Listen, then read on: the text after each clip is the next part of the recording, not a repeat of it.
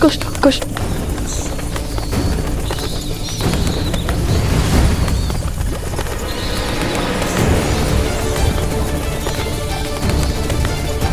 भैया, ये तो पुनः आ गए।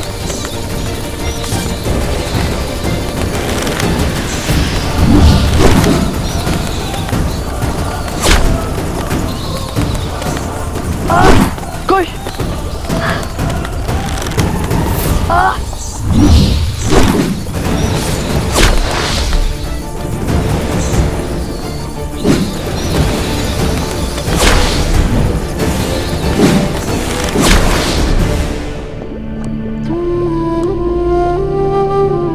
अब तो बहुत मार्ग शेष है।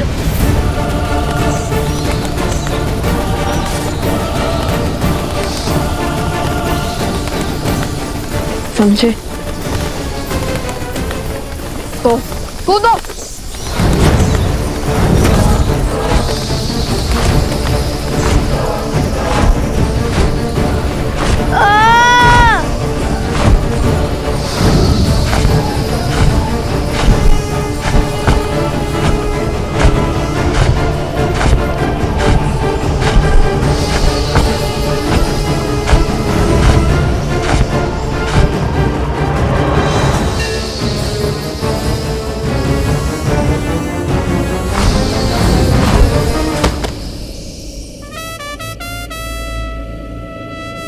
हम सुरक्षित हैं, हम बच गए भैया। चलो अब इनका अंत करते हैं।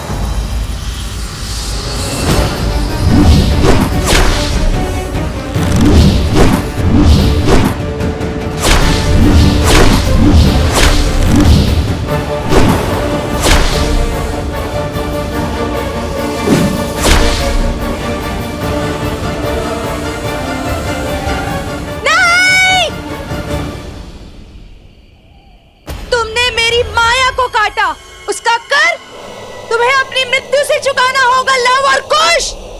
तुम हमें समझती क्या हो? हमारे पास अपनी माता का ज्ञान है, ममता का बल है।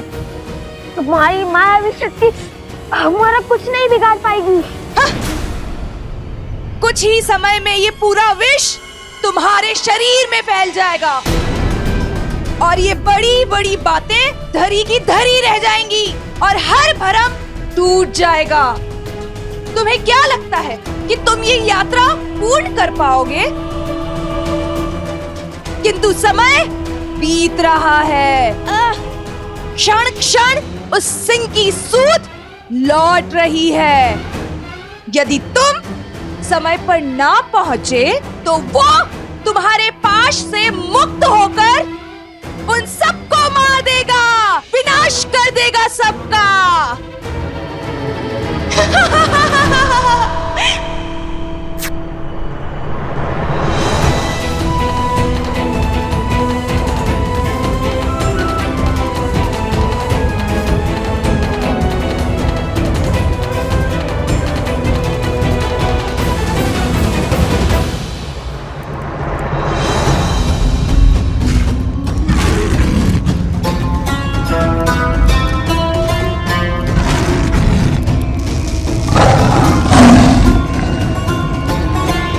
हमें भय से नहीं, साहस से काम लेना होगा। हमें अग्नि को और बढ़ाने का प्रबंध करना होगा, क्योंकि पशु को केवल अग्नि का भय ही नियंत्रित कर सकता है।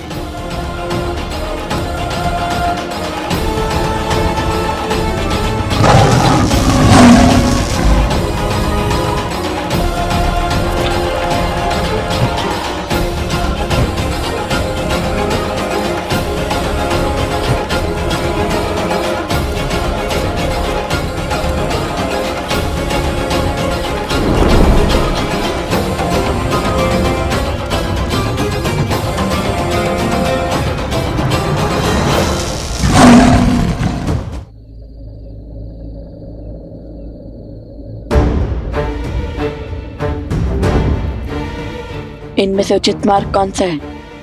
क्योंकि एक अनुचित मार्ग अर्थात मृत्यु।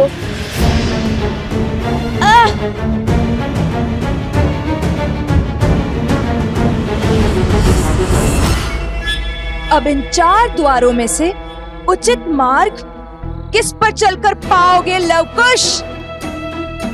तुम्हें तो ये ज्ञात भी नहीं है कि तुम्हारे पास केवल 3 ही अवसर हैं। यदि भूल से भी तुमने तीसरी बार अनुचित मार्ग चुना तो उचित मार्ग भी बंद हो जाएगा। अब हमारा बल नहीं, बुद्धि हमें इस चक्रव्यूह से बाहर निकालेगी। और पहला प्रयास मैं करूंगा।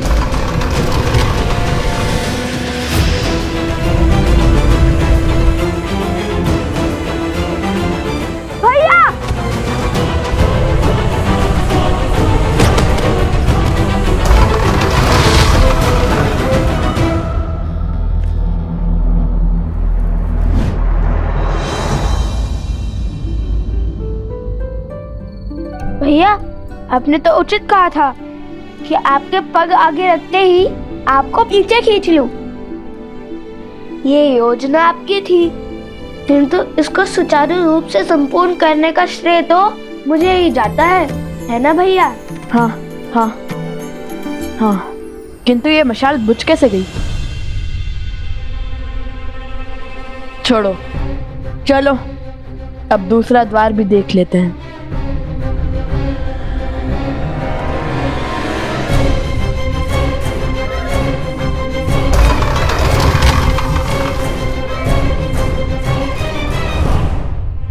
नहीं, इस बार भी मैं ही जाऊंगा।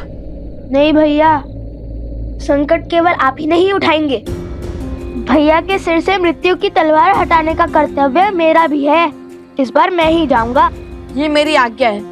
तुम्हें चोट लगी और तुम हो कि मुझसे तर्क करे जा रहे हो। आज्ञा तो हमारे चाचा श्री ने भी नहीं मानी थी अपने बड़े भाई की। भूल गए जब हमारे चाचा श्री लक्ष्मण जी श्री राम जी की सारी बात मानते थे, किंतु जब शूर्पणखा माता सीता को आहत कर रही थी तब उन्होंने उसकी नाक ही काट दी थी।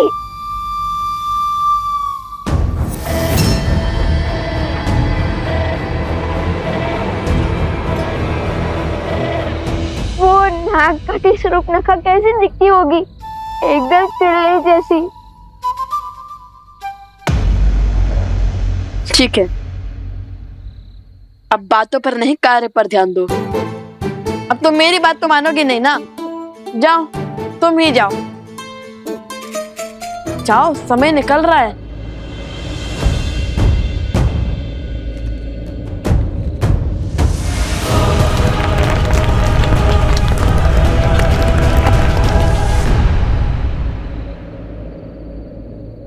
लगता है यही उचित द्वार है।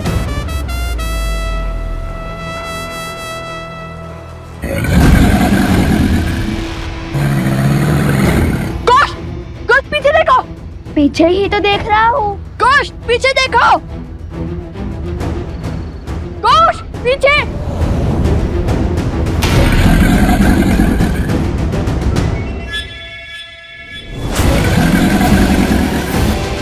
भैया!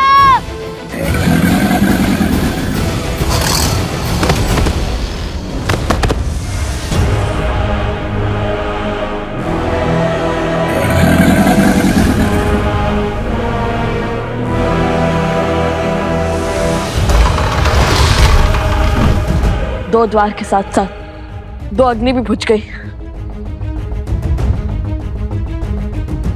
अब केवल एक अग्नि प्रज्वलित है। कदाचित इसका अर्थ है कि अब केवल एक अवसर शेष है हमारे पास।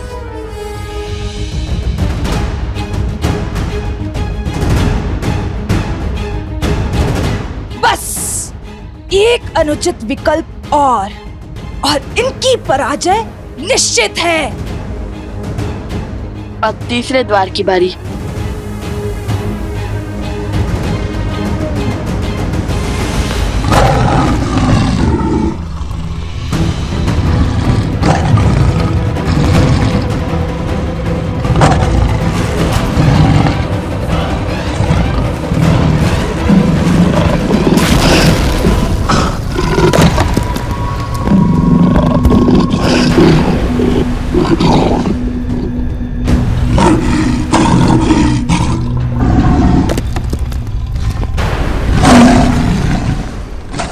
नहीं बचेगा, कोई नहीं बचेगा, सब मारे जाएंगे।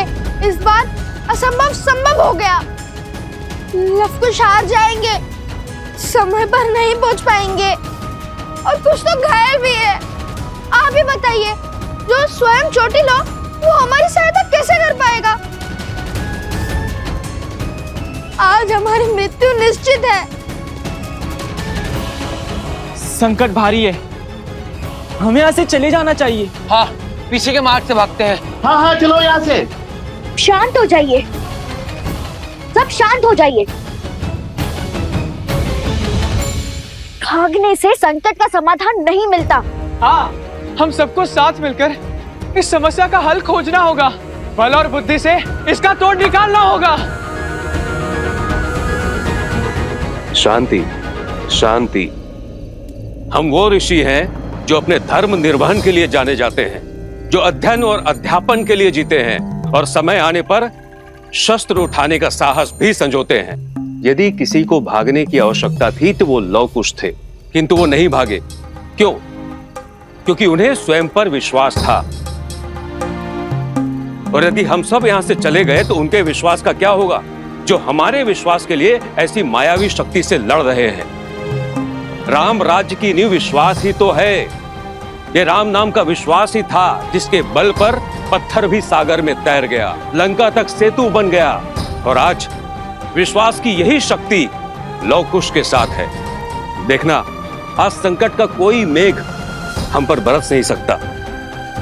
यदि हम एक दूसरे के लिए खड़े नहीं होंगे तो संसार से मानवता समाप्त नहीं हो जाएगी।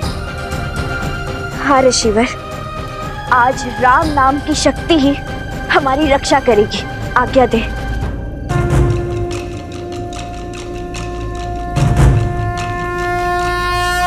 श्री राम श्री राम श्री राम श्री राम श्री राम श्री राम श्री राम श्री राम। इस नाम को पार करके भीतर आने का साहस इस विशाल काय मायावी सिंह में भी नहीं होगा। राम राम रामेति रमे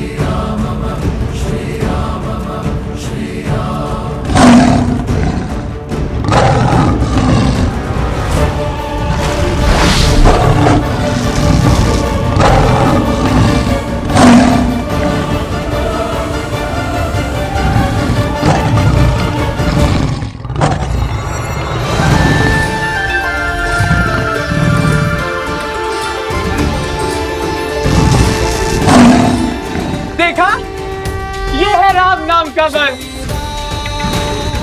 जय श्री राम, जय श्री राम, जय श्री राम, जय श्री राम।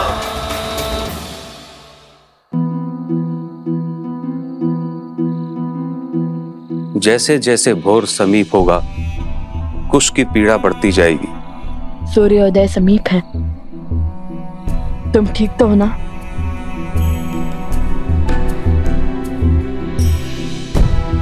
हमें शीघ्र ही कुछ करना होगा। हे प्रभु, हमें उचित मार्ग दिखाइए।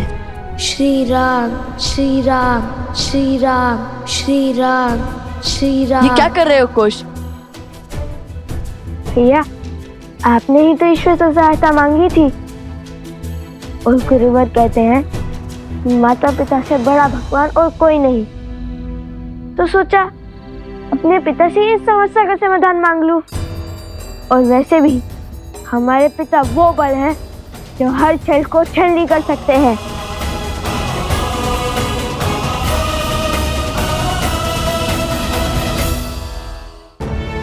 श्री राम, श्री राम, श्री राम, श्री राम, श्री राम, श्री राम।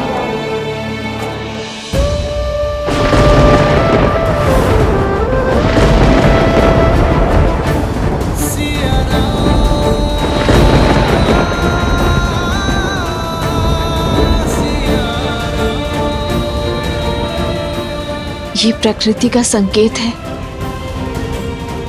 या ममता का आभास? ऐसा क्यों लग रहा है जैसे लवकुश आपको स्मरण कर रहे हैं आर्य, जैसे वो किसी संकट में है। श्री राम, यदि उनका मन आपको पुकार रहा है तो वो ध्वनि आप तक पहुंचे, आप उनकी व्यथा सुने।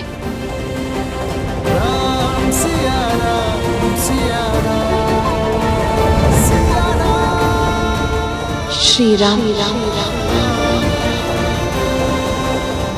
श्री राम, श्री राम,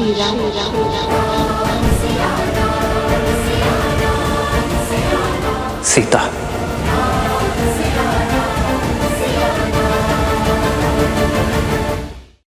श्री राम, श्री राम, श्री राम, श्री राम।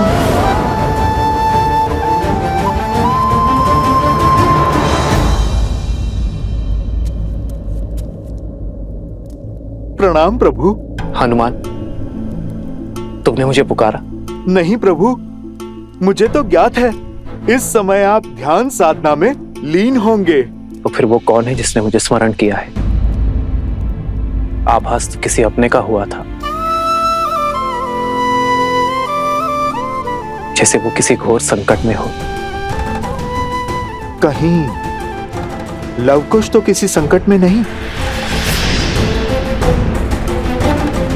तुमने कुछ कहा हनुमान?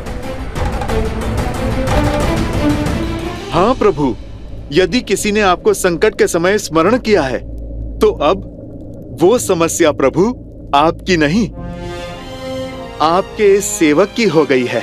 प्रभु, आप चिंता त्याग के ध्यान कीजिए। जो जहां जिस संकट में होगा मैं स्वयं उसकी सहायता करूंगा। जानता हूं हनुमान कि तुम भगवान वाल्मीकि को दिए वचन से बंधे हो, इसलिए तुमसे कुछ पूछूंगा नहीं, किंतु एक प्रश्न का उत्तर मैं अवश्य चाहूंगा हनुमान, कि जिस पवन पुत्र हनुमान को कोई शक्ति बंधन में नहीं बांध सकती, वो अभेद हनुमान लवकुश के बंधन में कैसे बन गया? लवकुश मेरे ही पुत्र, मेरे ही पुत्र। वो प्रभु, वो लवकुश जो हैं बहुत शक्तिशाली हैं और भगवान वाल्मीकि के शिष्य भी तो हैं। वो प्रभु, मैं भी उनके सामने स्तब्ध रह गया था। हनुमान, मैंने तुमसे सीधा ही प्रश्न पूछा है, तो ये घुमा फिरा कर उत्तर क्यों? सत्य प्रभु, बात तो आपके और माता के मिलन की थी, इस विरह के अंत की थी। ये तो वो भी जानते थे कि मुझे बांधना असंभव है प्रभु, किंतु उन दोनों की मांग सहायता की थी। सियाराम को एक करने की हट की थी और प्रभु मैं मना नहीं कर पाया। प्रभु, पिछली बार माता को खोजने के लिए मैंने अथाह सागर पार किया था। माता की सुरक्षा का संदेश लेकर आया था प्रभु। और प्रभु, इस बार भी मेरे मन में लालसा जाग गई कि कदाचित आपके और माता के मिलन का कारण बन पाऊं। बस प्रभु, यही सोचकर स्वयं को उनके सुपुर्द कर दिया मैंने।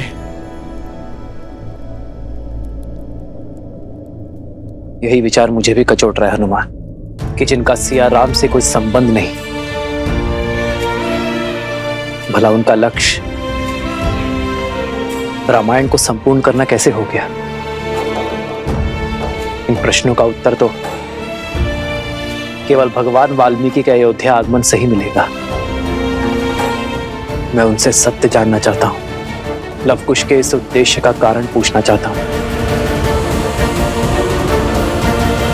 अब हमारे पास समय नहीं है, चलो हमें आगे बढ़कर इनमें से कोई एक द्वार चुनना ही होगा।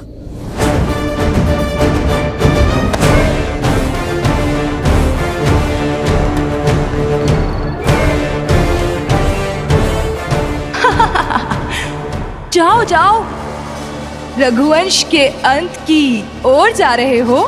जैसे ही तुम अनुचित द्वार खोलोगे, वैसे ही उचित द्वार भी बंद हो जाएगा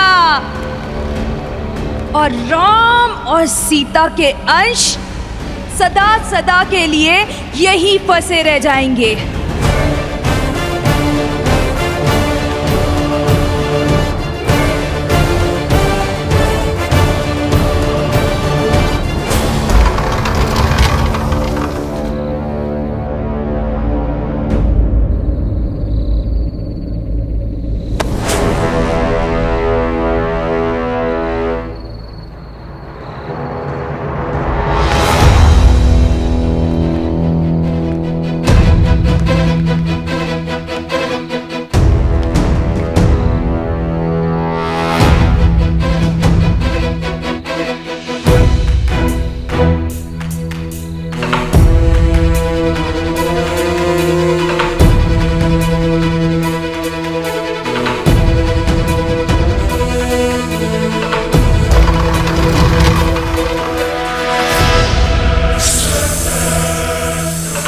सारे सर्प। कुश भागो, कुश शीघ्र चलो, कुश चलो। गति बढ़ाओ कुश, हमारे पास समय कम है।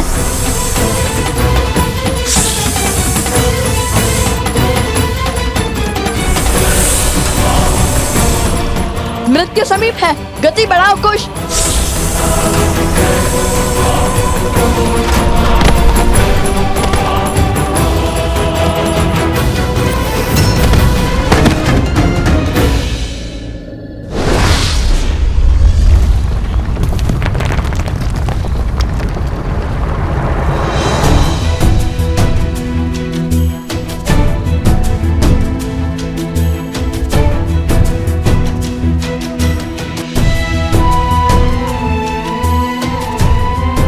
आज सुबह तुम ठीक तो हो ना? अधिक पीड़ा तो नहीं हो रही है ना?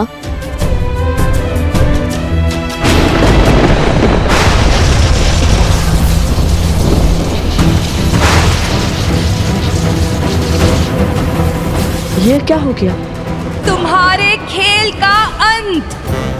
अब तुम कुछ नहीं कर पाओगे, क्योंकि अब इस द्वार को खोलना असंभव है और माया के इस आवरण को तोड़कर कभी भीतर नहीं जा पाओगे तुम। क्षण क्षण समय बीतता जा रहा है। एक ओर वो कुश मरेगा और दूसरी ओर वो मायावी सिंह मुक्त होकर हाहाकार मचा देगा।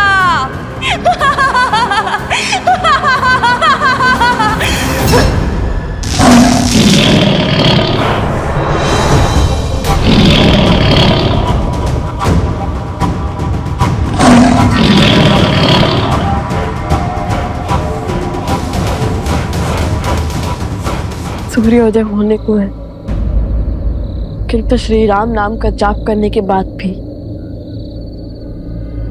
हम हार कैसे गए? क्या हमने श्री राम का नाम सच्चे मन से नहीं लिया था, या फिर बात कुछ और है?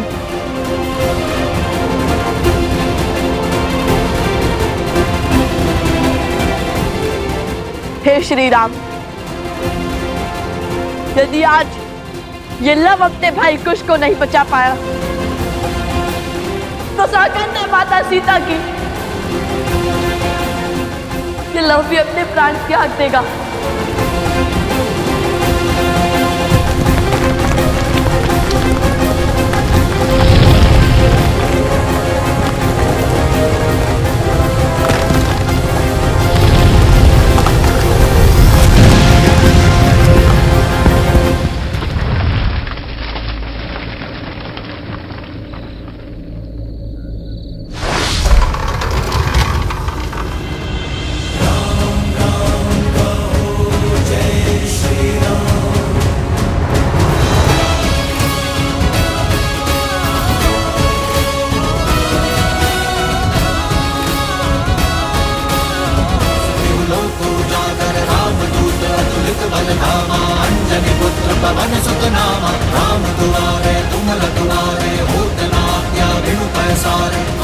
जय श्री राम,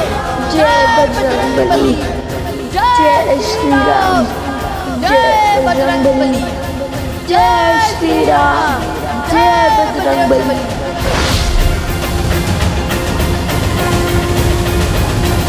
जय जय महाबली हनुमान।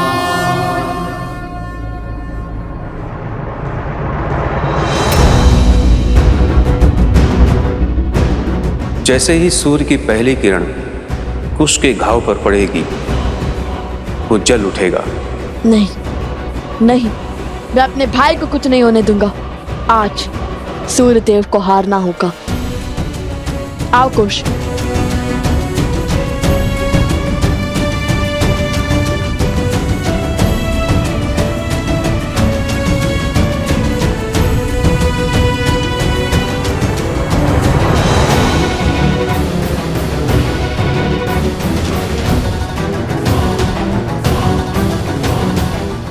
ऋषभ, सूर्य तो उदय हो गया, किंतु यहाँ कुछ नहीं बदला।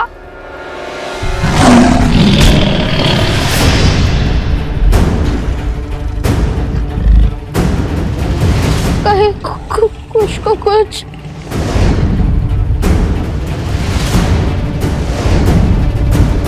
सोमकर! सोमकर! सोमकर!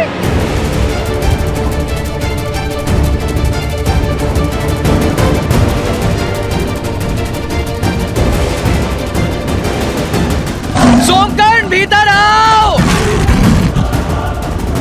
कुश,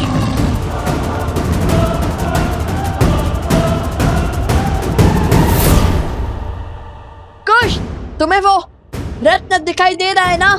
कर पाओगे ना? हाँ, करूंगा, अवश्य करूंगा। सोमकर्ण हटो!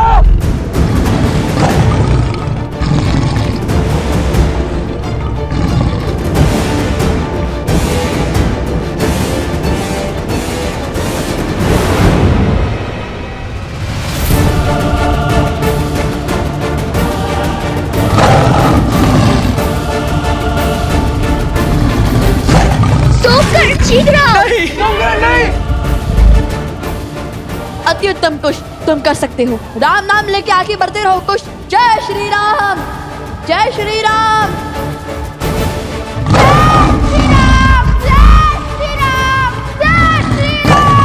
जय श्री राम।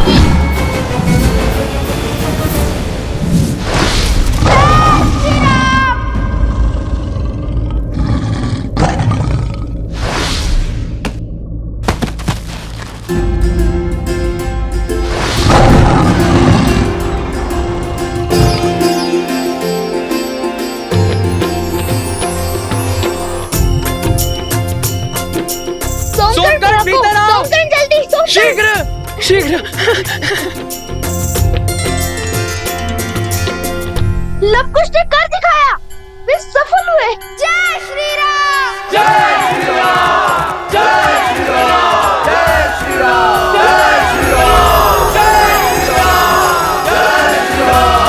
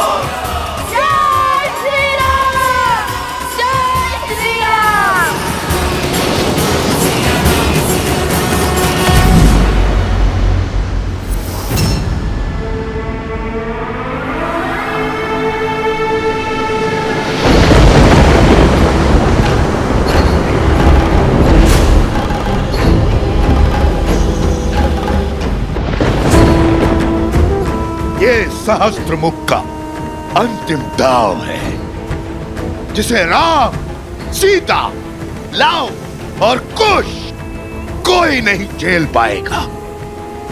अब सबके प्रयास विफल और मेरा प्रहार सफल होगा।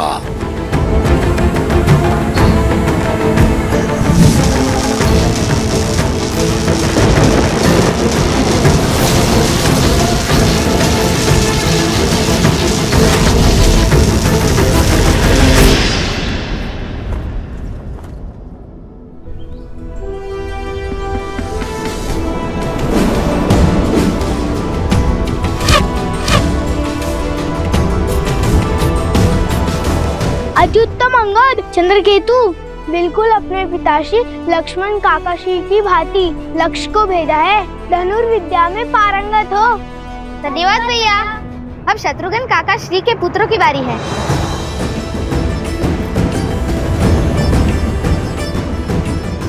चलिए लक्ष्य को भेदिए सुबाहु भैया।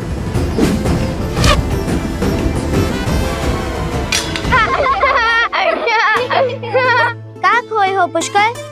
माता हो या काकीश्री, सभी लव कुश से मिलने को कितने आतुर हैं। नगरवासी भी केवल उन्हीं की बात कर रहे हैं। सुना है पिछली बार बहुत सुंदर गीत गाया था उन्होंने। लड़ना हो या गाना हमें भी आता है। अच्छा तो तनिक गा के सुनाना। हाँ हाँ आवश्यक, क्यों नहीं।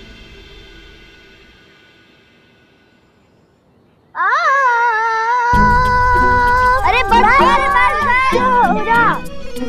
अरे हम क्यों लड़ने लगे आपस में? हमें कुछ ऐसा करना चाहिए जिससे प्रजा हमारे बारे में अच्छी बातें करे। लव कुश के स्थान पे हमारी प्रशंसा हो, क्योंकि रघुवंश के दीप हम हैं और वो साधारण थे ऋषि कुमार। विचार तो उत्तम है, क्यों ना हम उन्हें यहाँ आने ही ना दे, बल्कि हम अयोध्या के बाहर उनका स्वागत करेंगे, उनसे मित्रता करेंगे, उनसे सभी गुण सीखेंगे और फिर उनको उन्हीं के खेल में परास्त करेंगे।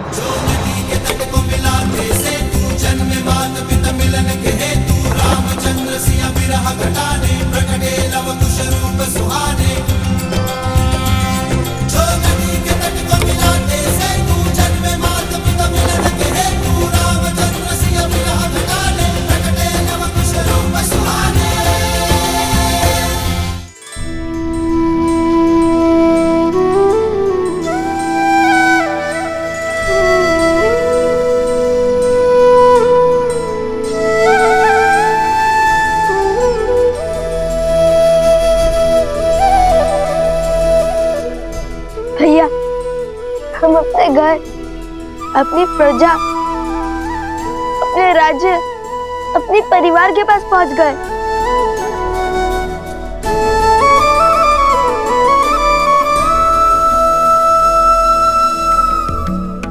लव कुश, तुम दोनों आगे बढ़ो, मैं पवित्र माता सरयू की पूजा करके आता हूँ। जो आज्ञा ऋषिवर, जो आज्ञा गुरुवर।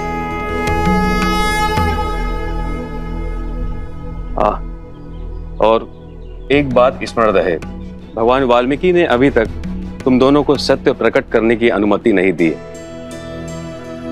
इसलिए जब तक उनका आदेश ना हो तब तक किसी को नहीं बताना कि हम सिया राम के पुत्र लव कुश हैं।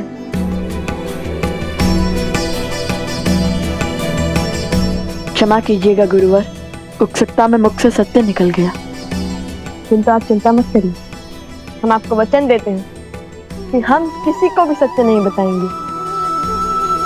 हम साधारण ऋषि कुमार बनकर ही रहेंगे।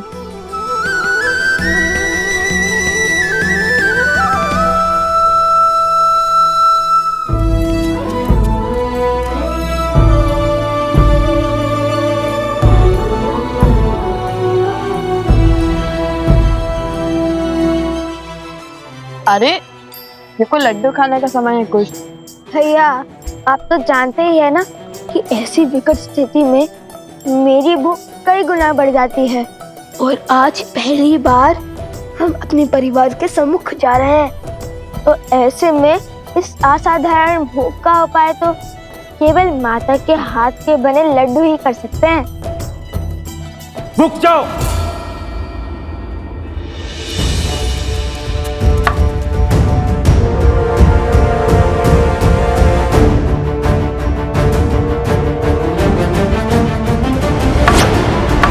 सावधान, तुम दोनों का अयोध्या में प्रवेश वर्जित है। लौट जाओ यहाँ से।